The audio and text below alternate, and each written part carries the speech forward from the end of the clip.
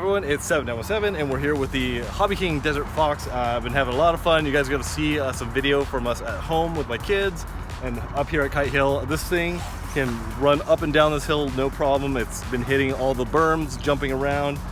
Haven't had any broken things yet, so we're just going to film the car.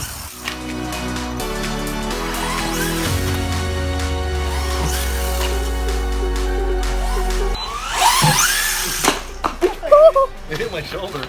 No, I got scared. It looked like it was coming towards my head.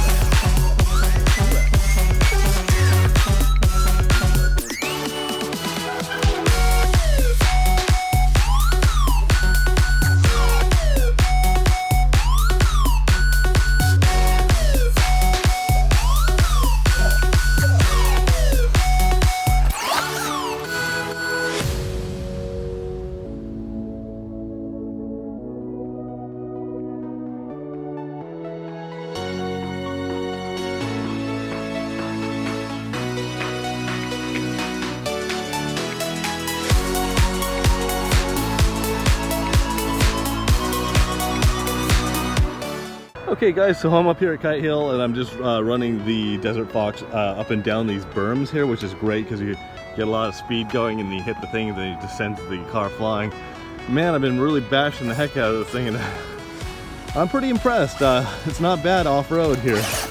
On-road performance, it would sway a lot with a lot of torque. So I'm sure that's why they're keeping the suspension kind of stiff. But I might actually loosen up the suspension and see how it goes here.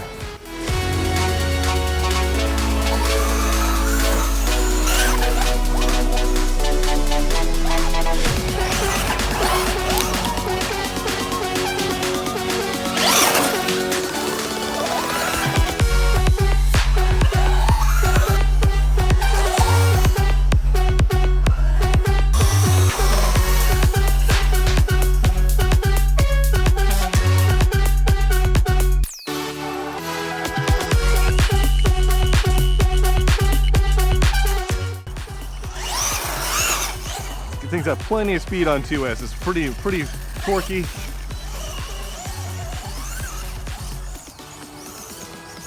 Look at that thing go. Just jumps right up to the top of that hill, no problem. Let's haul butt down here. Oh no, nothing. Oh God. Hit the rock.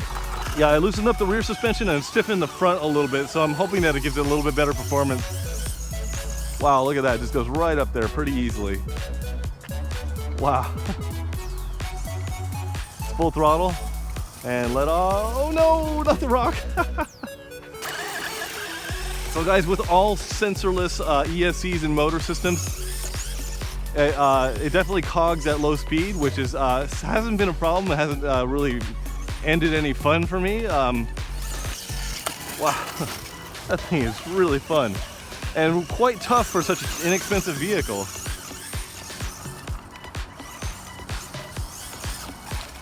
Wow. Yeah, since I changed the suspension setup, this thing actually handles really well.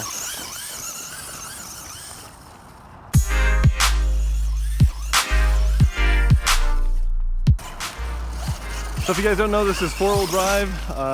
Takes a 2S or 3S.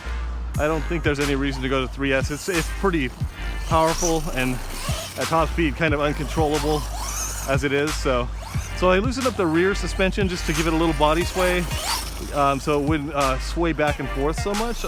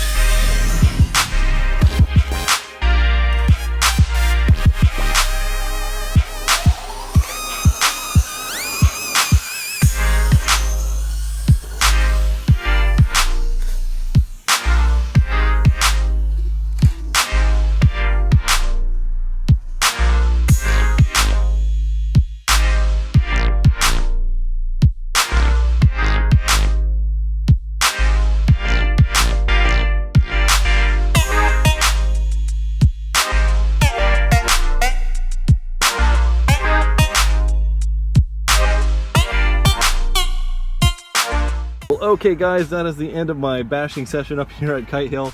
I must confess that this thing performed way better than I thought it was going to. You know, the four-wheel drive really helps climb the hills really well. The suspension was a little stiff out of the box. I loosened the rear and I stiffened the front a little bit. It gave it a little bit of sway protection there, but it really soaked up the bumps quite nice.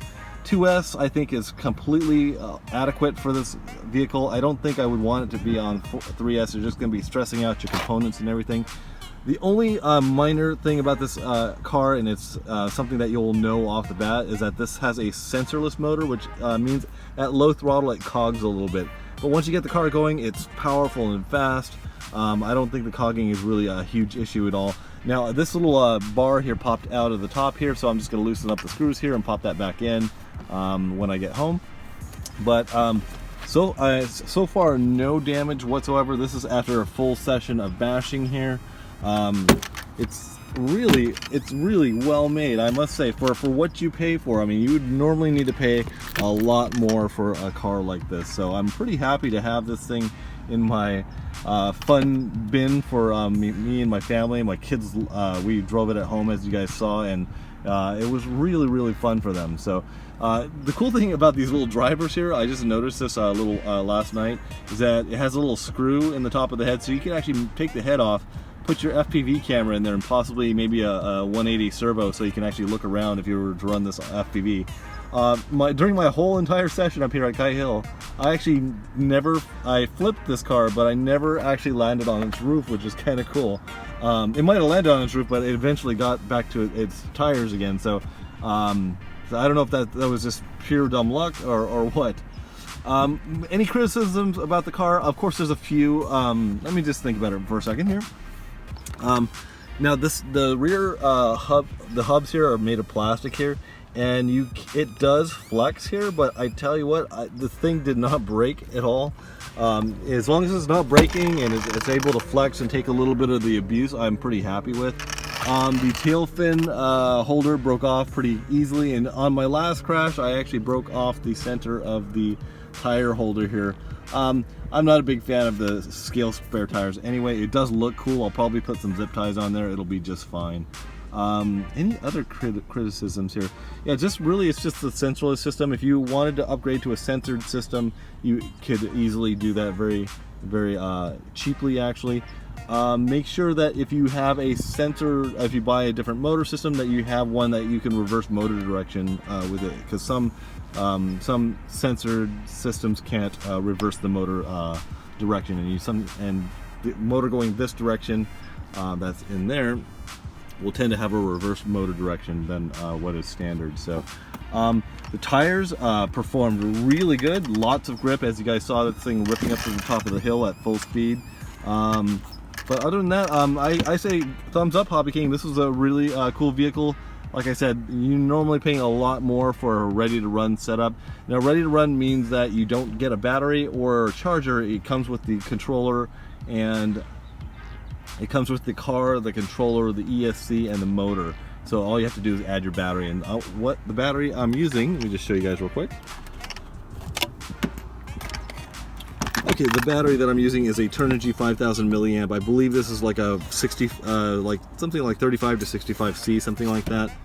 Now the receiver, I just changed it to a different radio so I could have endpoint adjustments on my steering. Other than that, the controller is just fine. Alright guys, so that's the end of my review. It's a positive review. I like this car a lot. So I'm going to let my kids take this on our camping trips. We're going to have a lot of fun with it. I'm going to drive it up here at Kite Hill a few times. But yeah, you get a lot for your money. It's really well built. I didn't break anything during this very intense bashing session. So you guys definitely check it out. You can see the link in the description below. If you click on that link, it helps my channel. So thanks guys, we'll talk to you later. Bye.